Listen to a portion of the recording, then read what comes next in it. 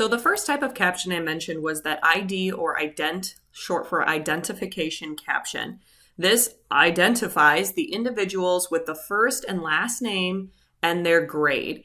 And again, this is used when you don't have a lot of space to write a caption. So on the left, here's an example. It's just very small, right below the picture, first and last name and their grade. On the right, let's say we were captioning this picture. There's a couple different ways we could have our ident caption look. So it could say Mark Bellman, comma 12, Mark Bellman, comma senior, or we could give a little bit more information, senior Mark Bellman, comma 4-year letterman. So these are short little snippets that includes the first and last name and their grade. The next type of caption was our quote caption. And remember, these were used in those polls, surveys, could be a senior page, and they look like this. So down in this caught in the moment area, here's the caption. It says, "To thrive in orchestra, I plan on continuing to practice my viola as a sophomore and throughout my high school years. Sandy Bottoms, 9th grade." So this caption provides information through the words of the subject. So she's in the picture, she's the subject, and it includes the same information as the ident caption. So their first and last name and their grade. So the quote is a quote from them. What did they say? What was their reaction? What were their words? And then we have to give their first and last name and their grade. Now, when we capture quotes, there's a couple different things we should pay attention to. First, we prefer direct quotes over indirect quotes. So direct quotes is directly what the person said. So in this example, the homecoming bonfire is my favorite event of the year, said Joni Stevens.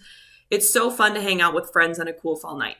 Now, an indirect version of this would be where we've kind of paraphrased it. So if we said, Joni Stevens says the homecoming bonfire is one of her favorite events of the year.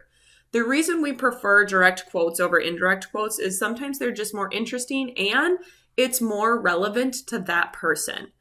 Not every caption that we use requires a quote, but if we can use them as often as possible and we have the room, those make things really interesting. This is a yearbook about you, the students, so let's hear from you, the students. The last type of caption, and here's the one that we're going to use for 90% of our book or wherever we have the space, is what's called a summary caption. It's got 2 for sure parts and an optional third part. So the optional part is actually what would start, and it would be a catchy lead-in and a visual or verbal connection. In this example of a summary caption, the optional catchy lead-in is, "Let me take a selfie."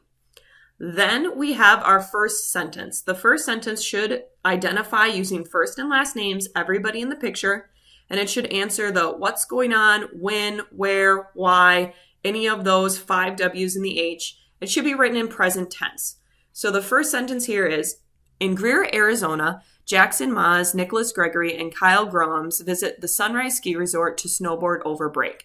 So it tells me their first and last names. It tells me when and where in Greer, Arizona over break, and what the heck are they doing and why? Well, they're visiting the ski resort over break. And that's in the present tense, visit. Okay.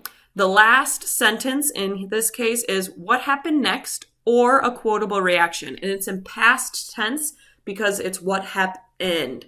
So sadly, Nick broke his leg on the trip. We can't necessarily tell that from the picture, but we do know that now reading it. And again, that past tense is Nick broke his leg, not Nick breaks his leg skiing down the snow hill. No, this happened before, so it's in past tense.